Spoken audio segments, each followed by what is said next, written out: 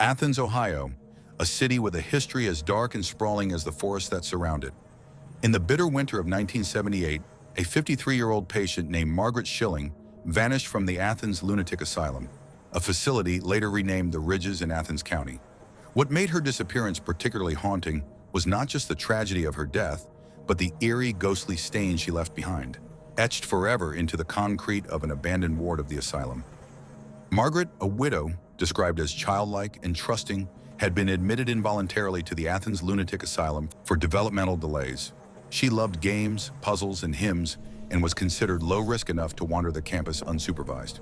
That freedom, however, became her undoing when she wandered into Warden 20, an abandoned tuberculosis isolation wing, slipping through an unlocked service door into the long-abandoned TB isolation ward, long forgotten by staff. The Athens Lunatic Asylum, opened in 1874 under the Kirkbride Plan, was designed to heal through light, air, and therapeutic landscapes. The sprawling 700-acre campus included farms, lakes, orchards, and hundreds of patient rooms. But by the 1970s, overcrowding, budget cuts, and abandoned wings created dangerous conditions.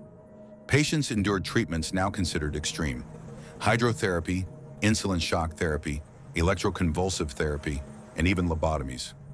More than 1,900 patients were buried on site, many in unmarked graves, leaving a chilling legacy that endures in local folklore. On December 1, 1978, during a bitterly cold winter, Margaret wandered off by herself as she was permitted to do, but she wasn't seen again by the staff. Staff, police, and volunteers searched the 700-acre campus, nearby woods, and the frozen Hocking River, but she remained missing for 42 days.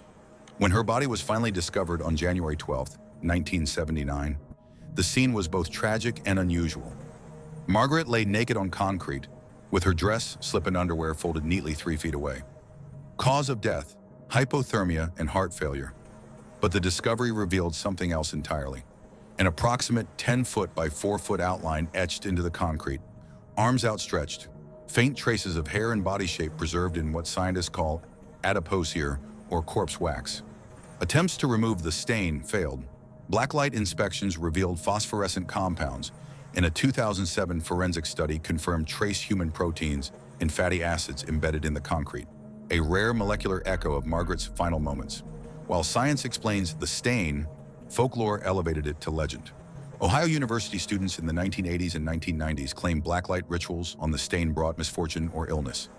Janitors and visitors reported cold spots, whispers, and fleeting apparitions. And while Warden 20 remains off limits, with the stain carefully protected behind plexiglass to prevent vandalism, the story of Margaret Schilling continues to both captivate and terrify. For decades, it has not been part of a public tour, and access has not been granted in years. Margaret's story is more than just a ghost story. It is a stark reminder of the dangers of neglect, the fragility of life, and the enduring mysteries that still linger in the halls of the Ridges.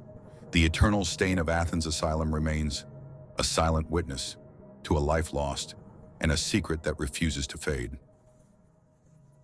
Join us as we explore tales of mystery, the unknown, and the unexplained. Don't forget to like, follow, and share Mid-Ohio Valley Mysteries.